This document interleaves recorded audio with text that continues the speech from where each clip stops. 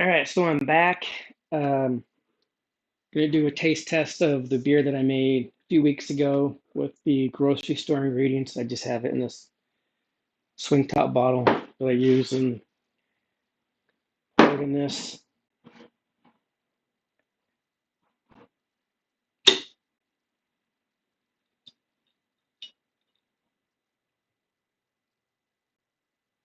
That's not too bad.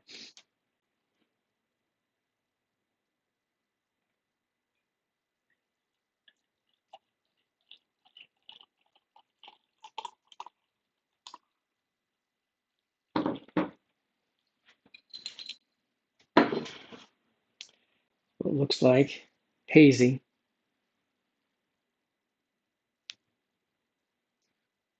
Mm.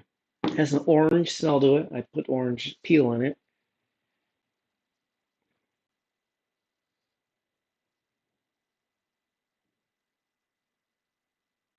Doesn't smell too bad.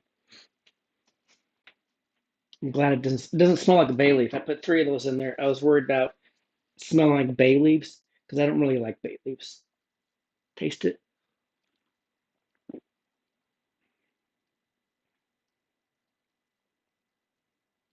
Mm.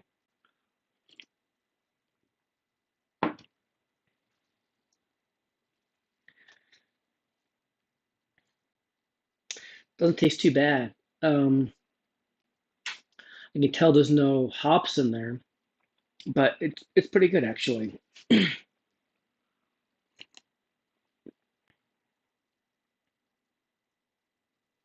Citrus flavor.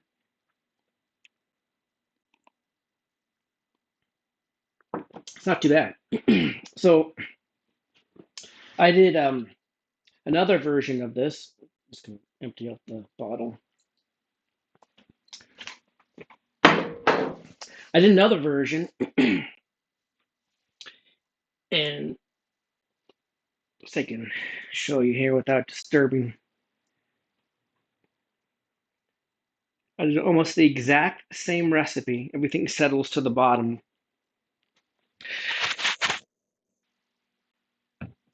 I did the exact same recipe, but I added star anise, star anise. I added more cloves. I added cloves before. I added one. This time I added three.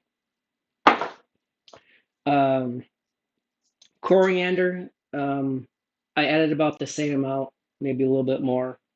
And then I added cardamom. I added three of these pods into that. And that's what this is right here. It smells really good. Oh, and I added two bay leaves. I reduced the bay leaves, but everything else is about the same. That's what that looks like. Put that aside.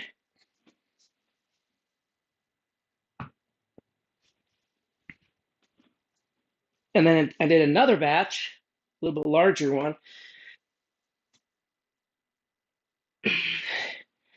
And this is what that looks like. It's darker.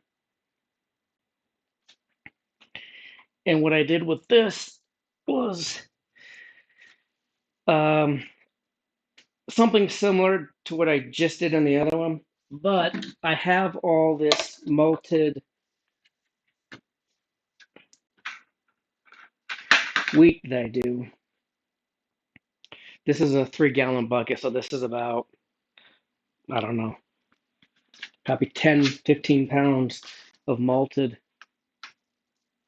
wheat that I do. I toasted this. I got it really, really dark. And that's why that came out like that. But I don't know if you can see all that in there. But that's what I did. So something else I want to kind of go back to that first video that I did. I forgot that I also use, in replace of yeast that you would buy at a home brew shop, again, going back to the theme of using grocery store products, I also buy these uh, dried yeast. It's at an Asian market. get it in here. I buy it in like a more bulk like this.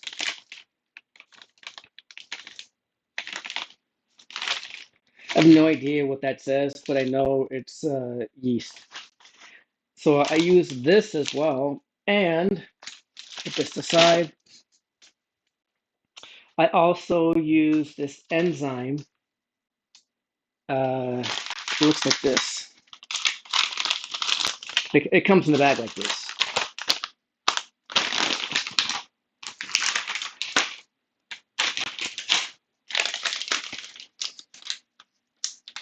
And this has yeast on it, apparently, because I've used it multiple times, a lot actually. And it works to ferment. It just looks like, oh, you probably can't see that, but it's an enzyme. That's the bag that I get, and I use this.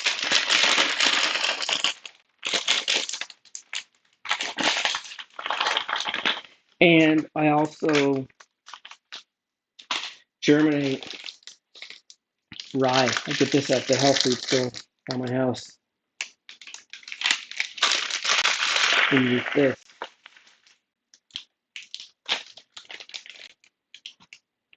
Pretty good, actually.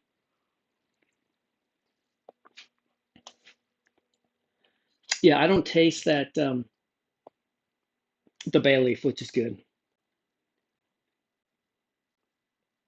All right, so these other ones, I'm going to be bottling up these here in the next week. I'll do another video with these, and then I want to try using jasmine rice. And something else that I want to show you is how I malt my grains. So basically, this is 11 ounces of my wheat berries that I buy.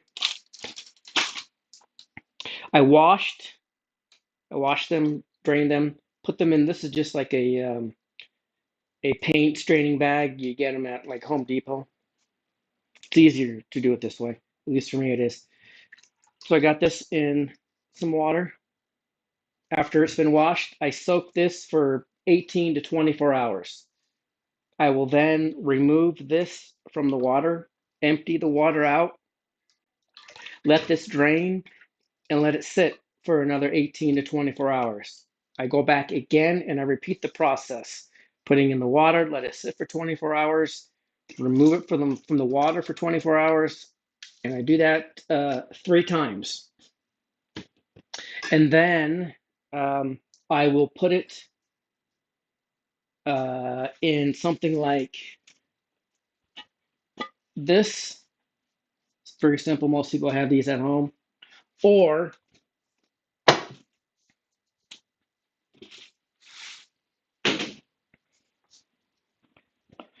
I just use this container. It's a drawer actually for just a file cabinet, plastic file cabinet thing, or a storage container.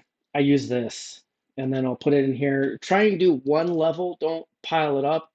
You can pile it up, but you just want to be careful to make sure there's no water that's standing in the bottom. You probably end up rotting or spoiling the grain. Something else I just remembered you can use is a sprouting jar. Put the grains in here, put the top on, put water in here, rinse it, shake it up, rinse it, keep on rinsing it 3 or 4 times. I just like to do it to make sure that everything is clean.